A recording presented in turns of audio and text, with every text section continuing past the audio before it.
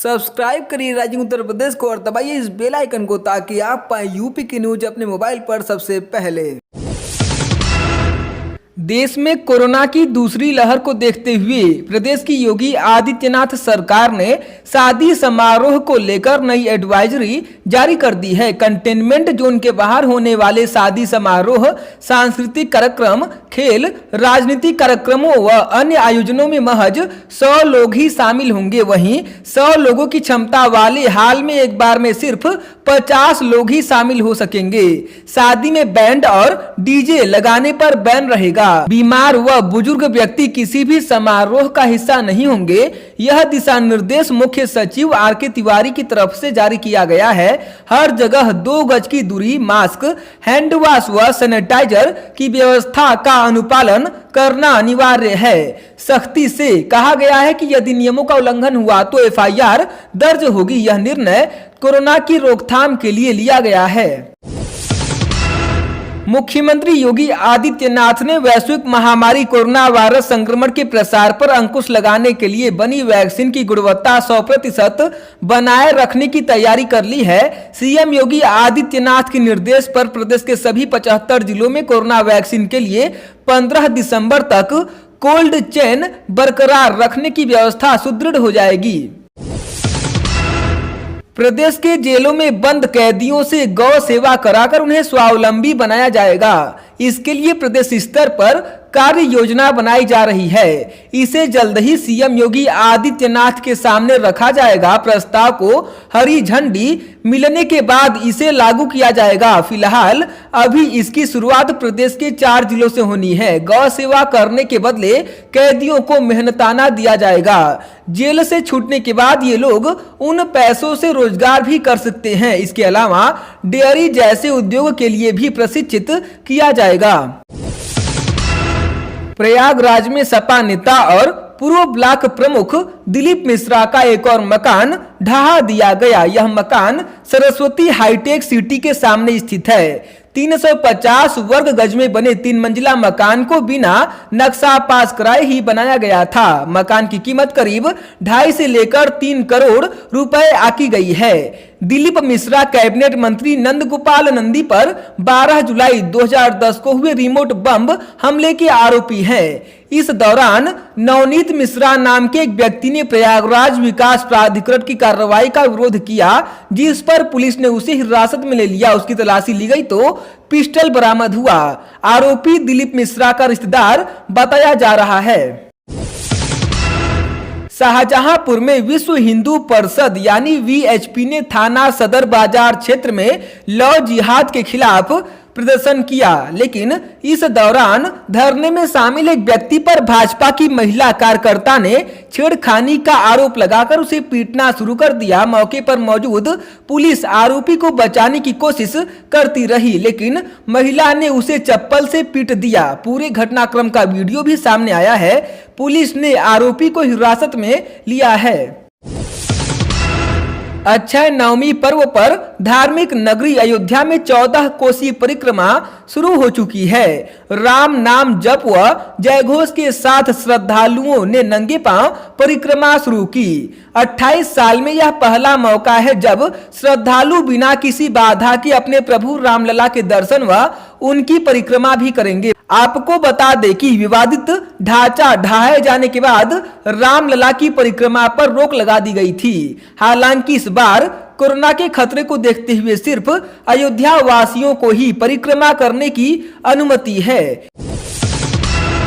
मुजफ्फरनगर में जिम में कसरत करने वाले युवाओं को प्रोटीन के नाम पर जहरीला पाउडर परोसा जा रहा था। इसका खुलासा पुलिस विभाग की कार्रवाई से हुआ। पुलिस टीम ने खाद्य एवं औषधि विभाग को इस कार्रवाई से दूर रखते हुए रुड़की रोड स्थित राज मार्केट से फूड सप्लीमेंट से जुड़े अवैध कारोबार का भंडाफोड़ किया है। 3 आरोपी भी गिरफ्तार किए गए हैं। पुलिस ने 1.5 करोड़ रुपए का सप्लीमेंट व प्रोटीन बरामद किया है। कोरोना संक्रमण से मुक्त लोग अब आसानी से प्लाज्मा दान कर सकेंगे। मुख्यमंत्री योगी आदित्यनाथ ने वीडियो कॉन्फ्रेंसिंग के माध्यम से राजकीय और निजी मेडिकल कॉलेज में कोविड-19 और डेंगू के उपचार के लिए एफेरेसिस फैसिलिटी का शुभारंभ किया। उन्होंने कोरोना की बायो सेफ्टी लेवल यानी BSL 3 और 2 की 8 नई लैब का भी लोकार्पण किया। इस दौरान सीएम योगी ने टीम कोविड-19 के साथ डेंगू और कोरोना की जांच और उपचार की सुविधाओं की समीक्षा की। सीएम योगी ने इस मौके पर कहा कि कोरोना का खतरा अभी टला नहीं है, लेकिन हम चुनौतियों का धैर्य से मुकाबला कर रहे हैं। कोरोना खतरे को लेकर शादी समारोह में मेहमानों की संख्या पर पाबंदी व डीजे बैंड बजने पर प्रतिबंध को लेकर प्रदेश में सियासत शुरू हो गई है। आगरा में समाजवादी पार्टी के कार्यकर्ताओं ने बैंड संचालकों के साथ मिलकर जिला मुख्यालय पर प्रदर्शन किया। बैंड पर पाबंदी को योगी सरकार का हिटलरशाही फरमान बताया गया। बैंड संचालकों ने एसडीएम सिटी प्रभाकांत अवस्थी को ज्ञापन सौंपा और रियायत दिए जाने की मांग की, जिस पर प्रशासन ने सहमति जताई है। हालांकि प्रदर्शन के दौरान 2 गज की दूरी के नियम का पालन नहीं किया गया।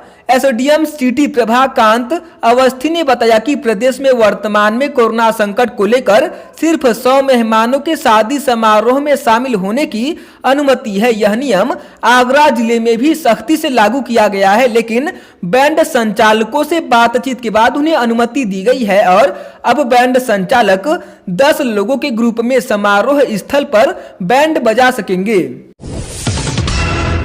कन्नौज में चोरी की मंशा से एक मकान में 4 चोरों में से एक को परिवार वालों ने दबोच लिया। इसके बाद बंधक बनाकर भीड़ ने उसकी जमकर पिटाई की और वीडियो भी बनाया, जिसके बाद उसे पुलिस के हवाले कर दिया गया। पुलिस ने आरोपी से उसके साथियों की जानकारी लेने के बाद उसे जेल भेज दिया गया। दूसरे बार प्रधानमंत्री बनने के बाद नरेंद्र मोदी 30 सितंबर को तीसरे दौरे पर वाराणसी आ सकते हैं। प्रधानमंत्री कार्यालय से इसके संकेत मिले हैं। वाराणसी में आयोजित होने वाले देव दीपावली में पीएम मोदी पहली बार शामिल हो सकते हैं। पीएम 2447 करोड़ रुपए से राजा तालाब हंडिया 6 लेन परियोजना की सौगात देंगे। खजूरी राजा तालाब में ही उनकी जनसभा भी प्रस्तावित है।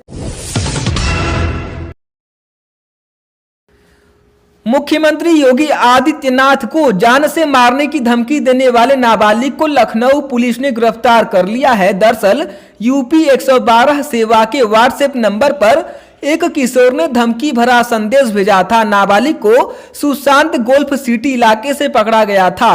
उस पर पुलिस ने आईटी एक्ट समेत अन्य धाराओं में एफआईआर दर्ज किया था। इंस्पेक्टर सुशांत गोल्फ सिटी का कहना है कि नाबालिग को अदालत में पेश किया जाएगा। कोरोना की दूसरी लहर के बीच 8 महीने बाद यूनिवर्सिटीज और डिग्री कॉलेज खोल दिए गए हैं। कॉलेज खुलने के बाद स्टूडेंट्स में उत्साह है। अभी कक्षाओं में महज 50% छात्र छात्राओं को ही बुलाया गया। ऑनलाइन कक्षाओं का भी विकल्प छात्रों के पास है।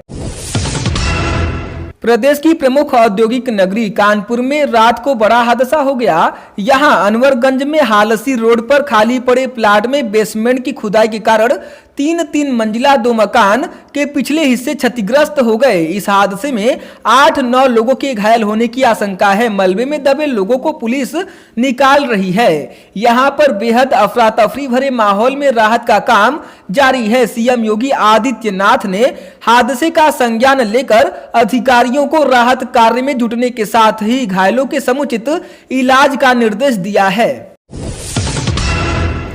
रामनगरी अयोध्या में श्री राम मंदिर निर्माण के लिए धन संग्रह को लेकर श्री राम जन्मभूमि तीर्थ क्षेत्र ट्रस्ट की तैयारियां युद्ध स्तर पर चल रही हैं। रामलला के मंदिर निर्माण के साथ श्री राम जन्मभूमि परिसर में अन्य व्यवस्थाओं को लेकर 11 करोड़ परिवारों से 100 रुपए की आर्थिक सहायता लेने और मंदिर निर्माण सहित 67 एकड़ भूमि पर प्रस्तावित निर्माण कार्यों की जानकारी के लिए पत्रक तैयार किया गया है। इस में राम मंदिर मॉडल का चित्र और उसके साथ ही मंदिर का आकार प्रकार भी दिया गया है।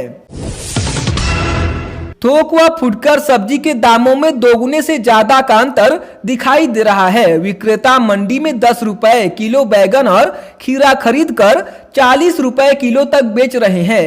यही हाल अन्य सब्जियों का भी है। दाम को लेकर ग्राहकों और विक्रेताओं में बहस भी हो रही है। उन्नाव दुष्कर्म पीड़िता के पिता की पुलिस हिरासत में मौत के मामले में निचली अदालत के फैसले को चुनौती देने वाली पूर्व विधायक कुलदीप सिंह सेंगर की याचिका पर जवाब दाखिल करने के लिए और समय देने की केंद्रीय जांच एजेंसी यानी सीबीआई की मांग स्वीकार कर ली गई है। न्यायमूर्ति अनु मल्होत्रा ने 2 सप्ताह के अंदर जवाब दाखिल करने का जांच एजेंसी को निर्देश देते हुए सुनवाई 12 जनवरी तक के लिए टाल दी है। डॉक्टर भीमराव अंबेडकर विश्वविद्यालय आगरा ने छात्र छात्राओं के हित में कोर्स को कम करने का फैसला किया है। कोरोना काल में शिक्षण कार्य देर से शुरू होने के चलते कोर्स को कम करने का फैसला कुलपति प्रोफेसर अशोक मित्तल की ओर से किया गया है। अब विद्यार्थियों को केवल 75% कोर्स ही पढ़ना होगा, मगर ये कोर्स कितना व कहां से कम होगा इसका निर्णय अध्ययन समितियों के साथ बैठक कर लिया जाएगा। इस संबंध में अध्ययन समितियों की बैठक भी बुलाई गई है।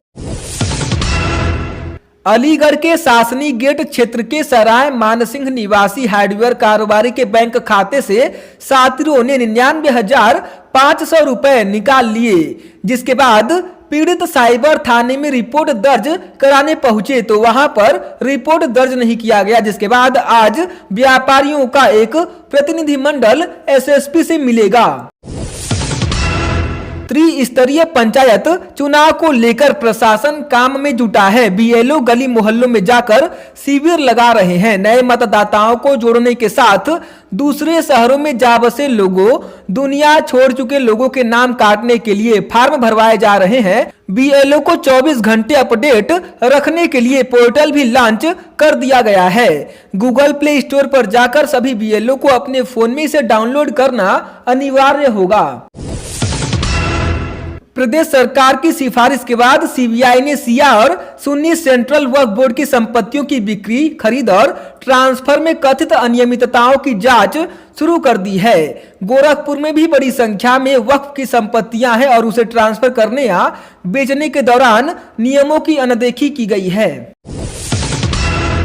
प्रयागराज और लखनऊ में पिछले दिनों जहरीली शराब से हुई लोगों की मौत की पृष्ठभूमि में अवैध कारोबार के खिलाफ चलाए जा रहे राज्यव्यापी अभियान के दौरान पिछले 4 दिनों में 283 लोगों को गिरफ्तार किया गया है।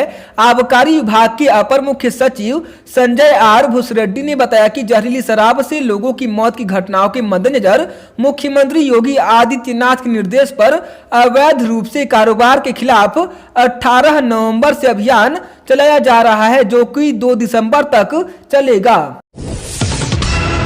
समाजवादी पार्टी कार्यालय में लोक बंधु राजनारायण की 103वीं जयंती पर समाजवादी पार्टी के राष्ट्रीय अध्यक्ष अखिलेश यादव ने उनके चित्र पर पुष्पांजलि अर्पित की। उन्होंने कहा कि राजनारायण आजीवन अन्याय और विषमता के विरुद्ध संघर्षरत रहे।